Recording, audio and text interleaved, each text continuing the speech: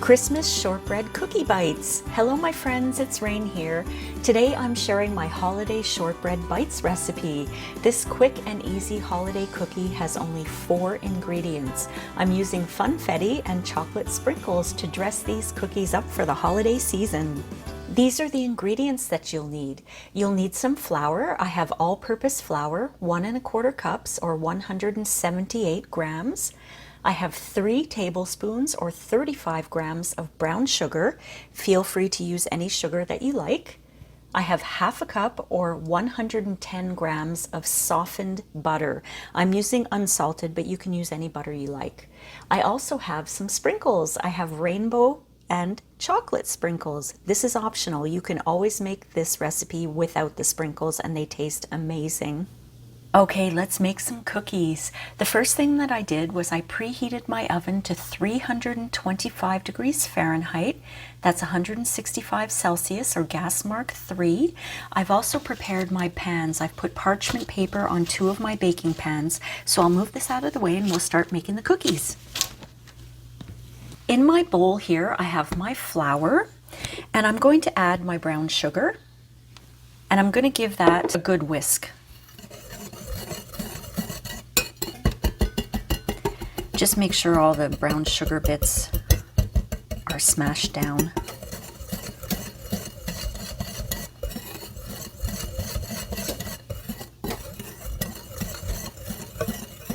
Okay, I think that's well combined.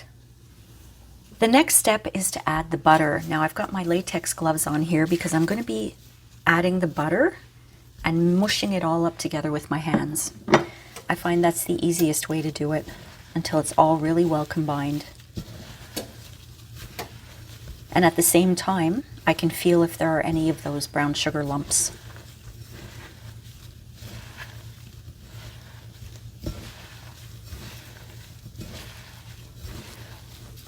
And you want to mix it together until the dough comes together.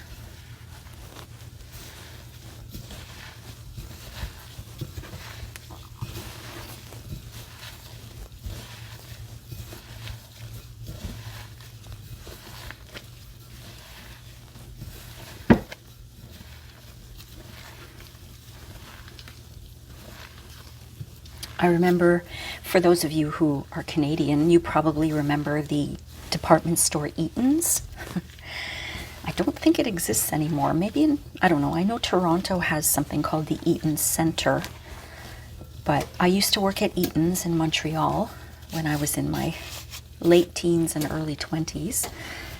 And I remember every Christmas in the food department, they had these really nice shortbread cookies.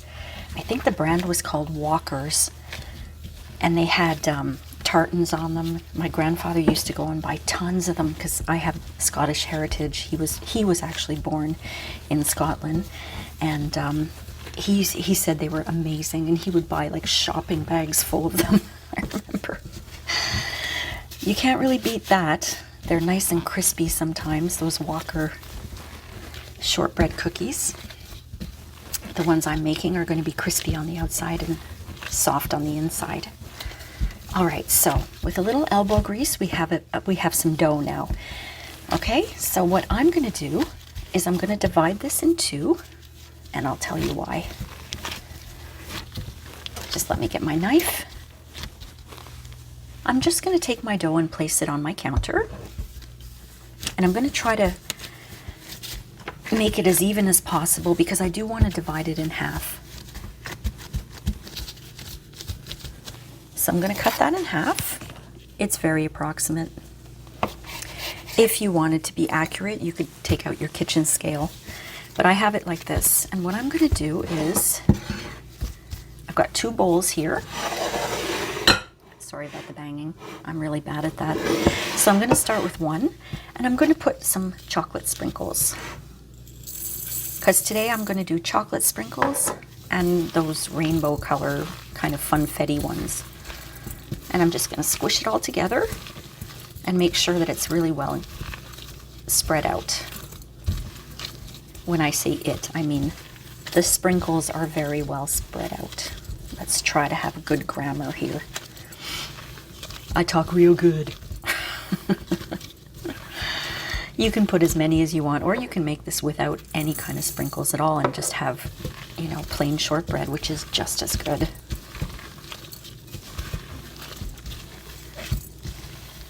All right, so I've got this one done.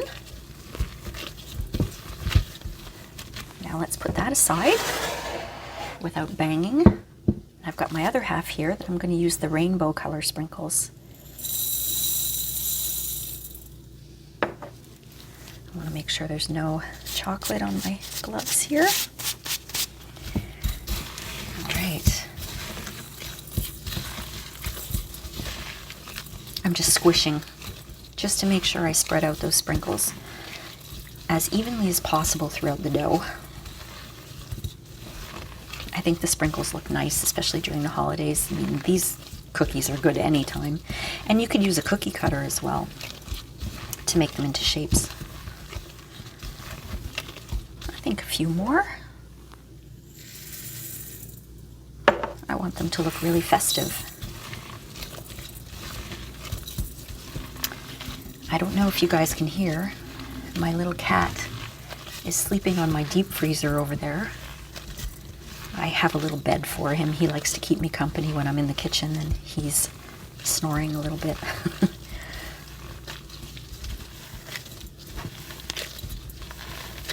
Okay, so that's pretty well evenly distributed.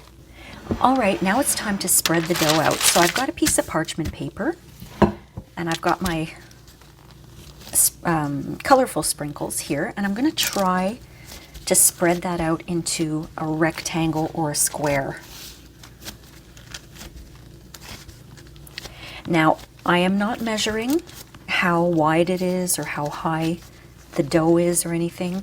My point is that I want it to be even. Like, I don't want it to be thinner on the ends. You know, I'm trying to make a good rectangle here. But I don't want to make it complicated either. Just want it to be a nice rectangle. That looks pretty even to me.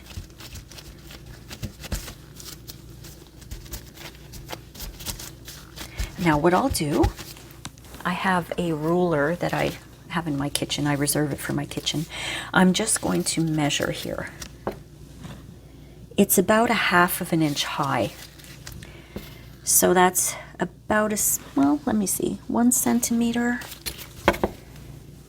just short of 1/2 inch, okay? That's how high I have it. Get these sprinkles out of the way.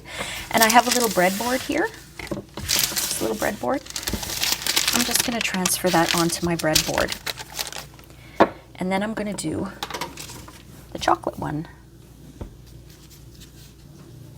And I'm going to do the same thing with my chocolate sprinkled dough. I'm just going to squish it out. Try to get a nice rectangle about the same height. Just short of 1/2 inch, I think I said.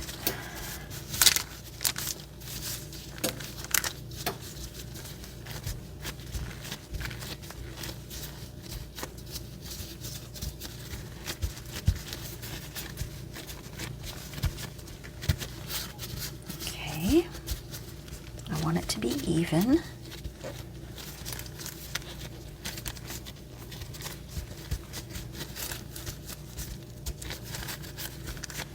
Let me just take a quick measure. That's about right.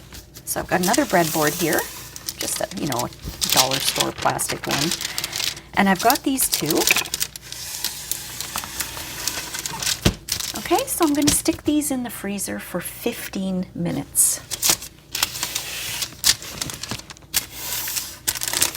I've just taken my cookie dough out of the freezer. It's been in there for 15 minutes. I have my pans ready here. And what I've done is I've measured. Now each of these rectangles is about approximately 4 by 6.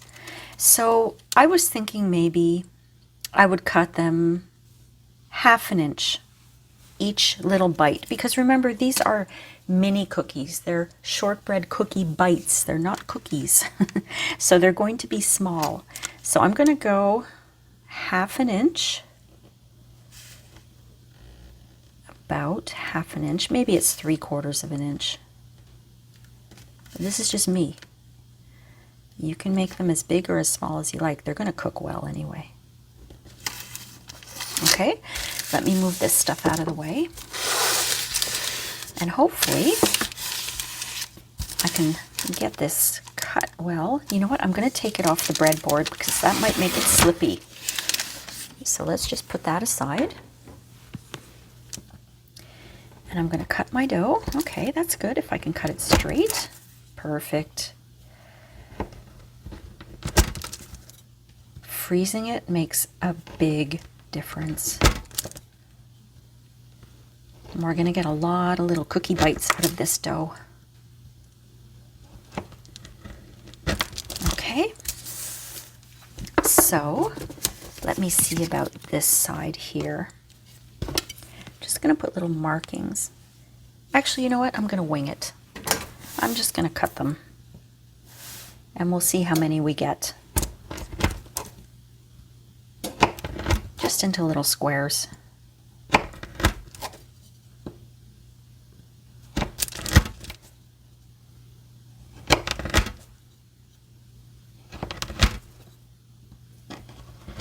There we go. So we've got 1, 2, 3, 4, 5, 6 by 1, 2, 3, 4, 5, 6, 7, 8. 48 little bites out of this. So that's pretty cool.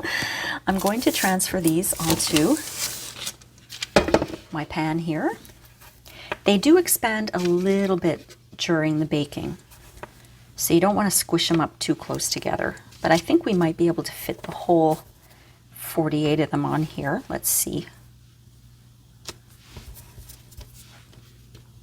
Because I have a tiny little oven. I say this all the time. So if I can reduce the amount of time that I have to wait to cook second batches of things, I would prefer that.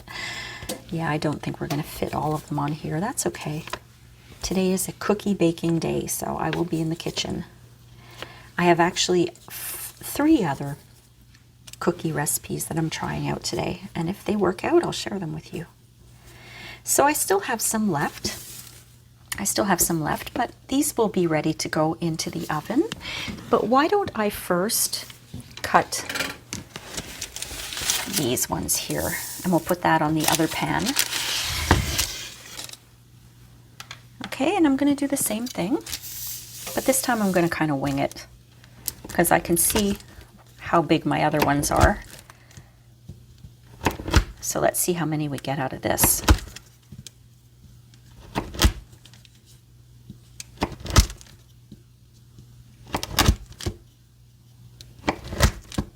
I didn't cut that one very straight. That's okay. And I'm going to separate these. It'll be easier to do them like this.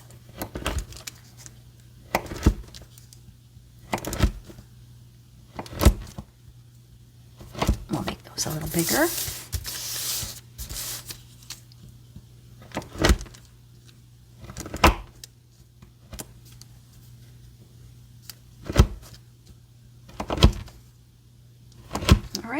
So how many did we get here? 1, 2, 3, 4, 5, 6, 7, 8, 9, 10, 11. 1, 2, 3, 4, 5, 6. So we got 66 little bites out of this one. This makes a lot of little bites. But they go so fast. People just, chow down on them. So it's probably going to take me 2 batches to get these baked. Now this is a tiny pan, but I can only fit 1 of these at a time in my oven. It's crazy. When I bought my house in 2020, I saw the photos, and I wasn't able to visit because it was COVID and I was moving from one province in Canada to another. But my realtor, who's amazing, his name is Bill, he took videos and he took lots of photos and he did a live stream so that we could see, everything in the house. And when I saw the oven, I was like, oh yeah, great, they left an oven. But I didn't realize it was a tiny cottage oven. None of my pans that I had fit in it, so I had to get tiny little pans. All right, so there we go. and we have a whole bunch left. So I'm going to put these into the oven for 18 to 20 minutes until they're lightly browned on the bottom. That means I have to check once in a while. And this is always a good rule of thumb for any baking. Halfway through the baking time, just turn your pan around, because a lot of us we don't have really expensive ovens at home, and the oven sometimes is hotter in some parts and not so hot in other parts. So if you turn your pans around, everything that you bake will cook more evenly. All right, so into the oven these go, 18 to 20 minutes. I just wanted to mention that if you have any leftover cookie dough that's kind of sitting around waiting to go into the oven to bake, put it into the freezer. That way the dough, it has a lot of butter in it, so you want to make sure that that butter doesn't start to soften too much. Each batch of my cookies took 22 minutes to bake, and if you look at the bottom of your cookie and you see a nice light golden brown color, then you know that they're done. My cookies are ready. These little cookie bites are perfect for a Christmas or holiday party. These are good for about a week, stored in a covered container at room temperature. They also freeze well, so you can make them ahead of time. And don't forget to leave out a few for Santa Claus. I hope you enjoyed this video, my friends. If you did, don't forget to like and subscribe, and do leave me a comment. I love your comments and I reply to all of them. If you know anyone who might enjoy this recipe, please feel free to share it with them. Thanks for watching, and I'll see you next time on Rain's Kitchen and Garden. Bye!